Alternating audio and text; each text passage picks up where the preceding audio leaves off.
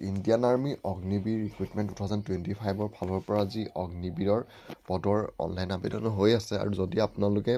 অগ্নিবীৰৰ এই পদকেইটাৰ কাৰণে আবেদন কৰিম বুলি ভাবিছে তেতিয়া ইয়াৰ লাষ্ট ডেট বৰ্তমান পাই গৈছেহি অহা কাইলৈলৈকেহে আপোনালোকে এই অগ্নিবীৰৰ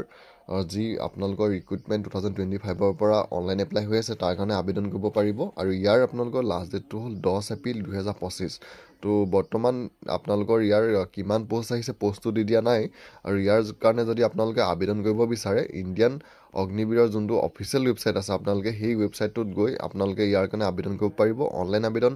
12 মাৰ্চৰ পৰাই আৰম্ভ হৈ গৈছে আৰু লাষ্ট ডেটটো হৈছে অনলাইন